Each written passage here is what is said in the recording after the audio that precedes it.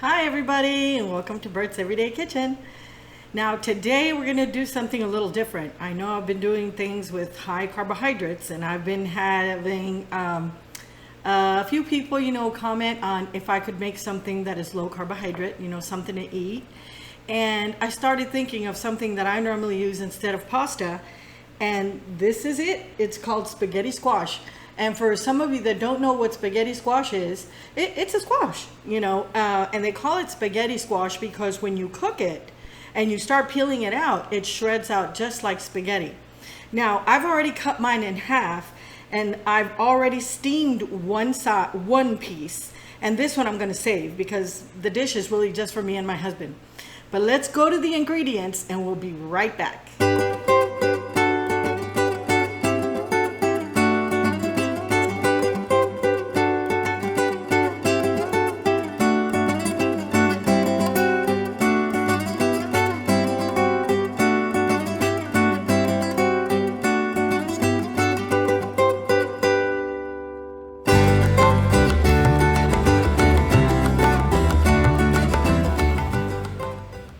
Okay guys, I'm back, just like I said.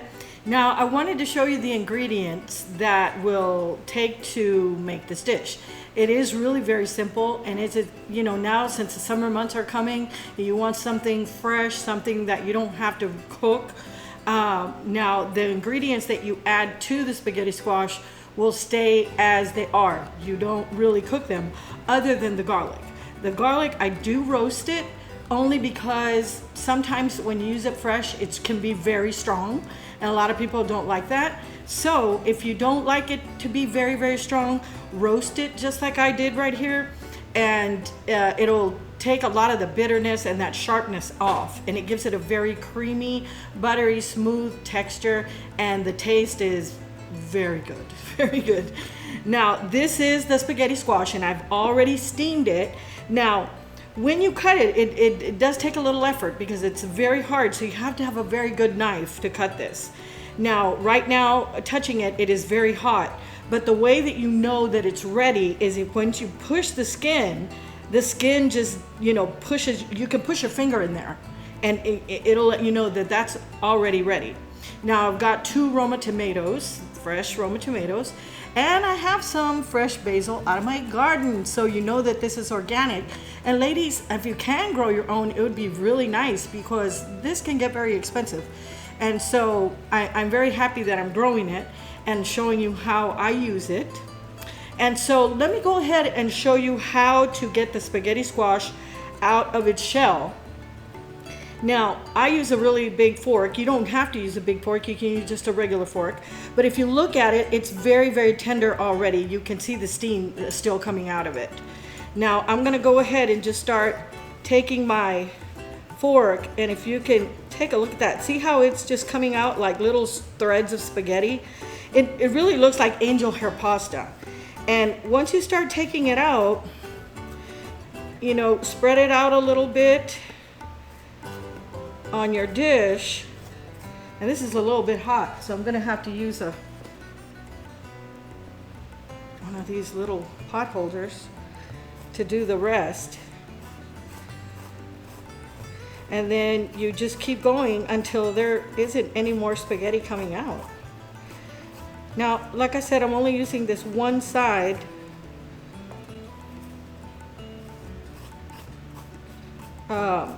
Because it's just for me and my husband. And so, see how beautiful it comes out? If you can see the texture of it, see how it's like spaghetti. And it has a really good texture to it too. Okay, so that's it on that. And we'll set it aside. And now we're gonna work on the ingredients. Now, I did let you know that I did roast my garlic. I roasted like 18 pieces of garlic. You can roast more if you want, it just depends on how much garlic you like. And if you take a look at it, see this is how it looks, really nice and roasted. Now I'm going to start cutting the tomato as well. I like making just these little cubes.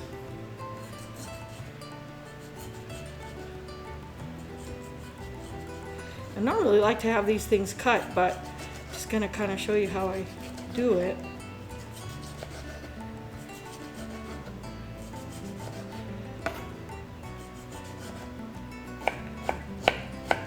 Now, for those of you that are on keto, I know that you guys probably have to stay away from tomato. But, you know, the chemistry of the tomato doesn't really change until you cook it. So when you cook it, the sugar part really comes out on it. And so for you that are maybe not on keto or just doing a low carb diet, you can eat tomatoes, because as long as you eat them raw, you know, the sugar content is really very, very low. And like I said, it's not really sugary until you cook it. Okay, now we're gonna go ahead and mix this in here. Of course, my hands are clean. Now we're gonna go ahead and chop this basil up.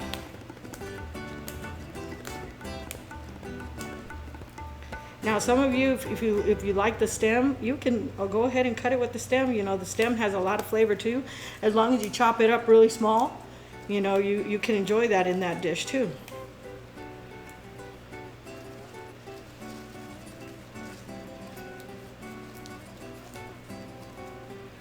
Now, of course, if you don't pile these up, they're a little bit hard to cut, but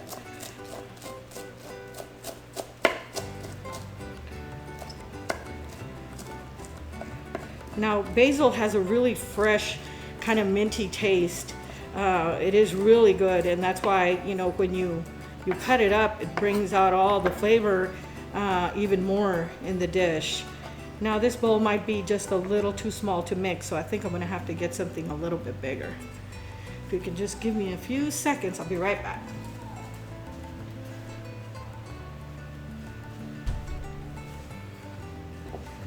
Okay. Go ahead and put it in something a little bit bigger so I can mix it.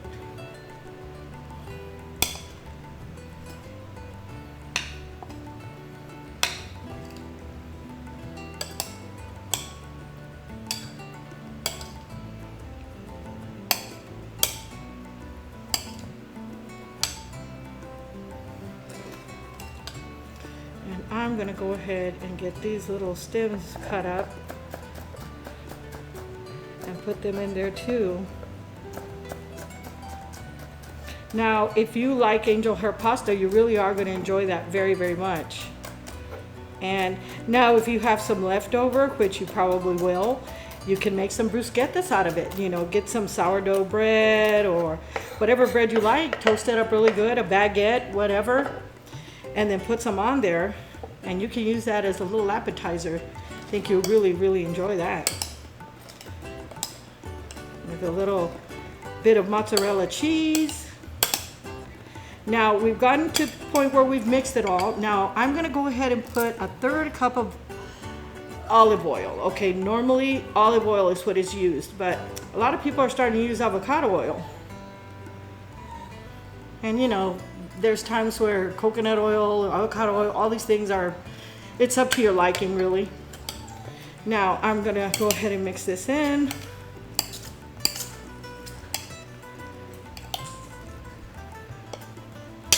Now, if you want to add a little bit of salt for taste, you can do that. But a lot of times, you know, the Parmesan cheese will add that saltiness to it. And that's what I do. I don't add any more salt. I just put the Parmesan cheese in there.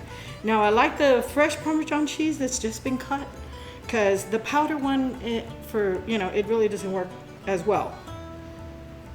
And so this works a lot better.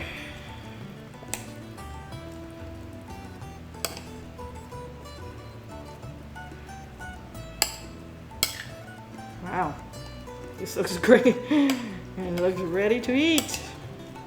And like I said, you know, this is very fresh, it's cool, it's not anything you have to cook, so it's very, very low in carbohydrates, okay? So let's just go ahead and plate us up a plate of this and get it ready.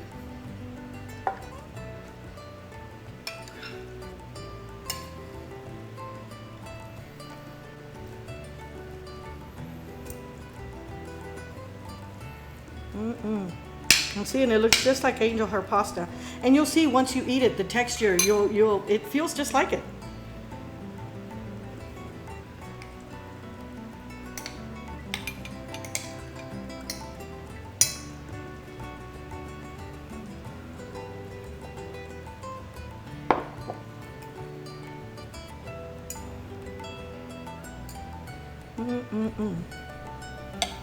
And you might want to throw just a little bit on top of that. And there we go. Our pasta dish is done. Look at this. Try it out. Now, it takes only a few minutes. And for those of you that are keto, this is keto friendly. So I hope that you like my recipe today. And please subscribe if you haven't. I'm really enjoying watching my subscriptions going up and up and up. I think that's so much fun when I see that. And I want to thank all of you for supporting my channel. And I just want to thank you for all the wonderful comments and everything that everybody is saying. I really do appreciate it. Again, I hope you enjoy this dish. And I will see you again on Bert's Everyday Kitchen. Bye. Okay, guys, this is what it looks like. And I think I'm gonna dive in and give it a taste. Get a little bit of everything. Where's my garlic?